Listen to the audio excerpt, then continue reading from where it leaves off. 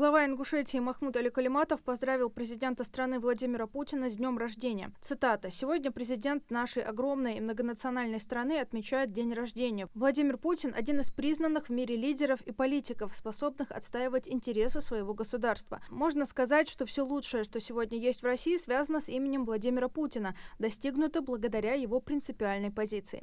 Поздравляю Владимира Владимировича с днем рождения и желаю ему крепкого здоровья, долгих лет жизни и плодотворной работы на благо России». 3 новых маршрута планируется запустить в Сунже. Они охватят ряд улиц города, включая Свердлова, Добровольцев, Менделеева, Калиматова, Сайнароева, Висаитова, Горданова, Аланскую, Энгельса и Жукова. В тестовом режиме все маршруты начнут функционировать до конца года, а с января 2025 года в полном объеме с проработанным расписанием и установленными остановками. В правительстве утвердили дорожную карту по изменениям требований к строительству школ. Обновления произойдут на всех этапах строительства и запуска школ, от подбора земельного участка и проектирования до ввода в эксплуатацию и начала учебной деятельности. Ее цель – ускорение реализации крупных инфраструктурных проектов. Срок реализации – 2024 и 2025 годы. Помимо школ, в дальнейшем будут оптимизированы требования к строительству гостиниц, больниц, взлетно-посадочных полос, а также к перепланировке помещений. Проверку полисов ОСАГО по камерам дорожного движения начнут в России с марта 2025 года, а водителей-нарушителей пока штрафовать не будут. Автомобилистам без обязательного полиса будут приходить предупреждения через сайт госуслуги. Этот эксперимент проведут на протяжении 12 месяцев. Вопрос предложили проработать ЦБ, Минцифры и МВД России. Премьер-министр Михаил Мишустин сообщил, что по поручению президента разработана методика, с помощью которой будет формироваться пятилетний прогноз потребностей различных отраслей экономики в специалистах. На его основе планируется рассчитывать параметры подготовки кадров со средним и высшим профессиональным образованием.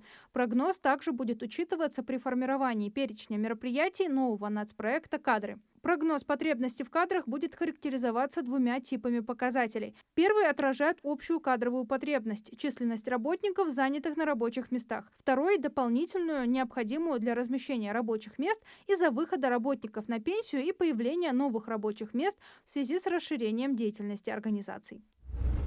Госдума осенью планирует принять закон о дистанционном открытии счета эскроу, что повысит доступность покупки жилья в новостройках и упростит работу для застройщиков и банков.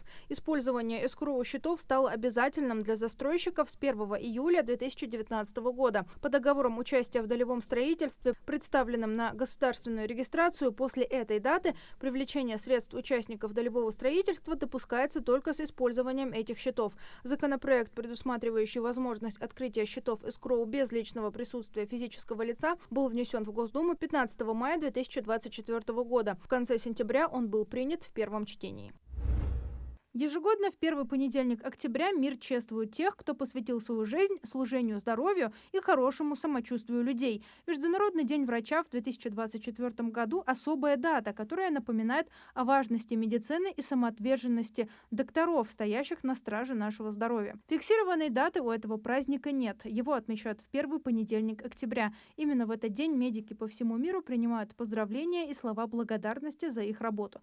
Празднование Международного дня врача призвано подчеркнуть значимость медицинских работников и их вклад в общественное благополучие.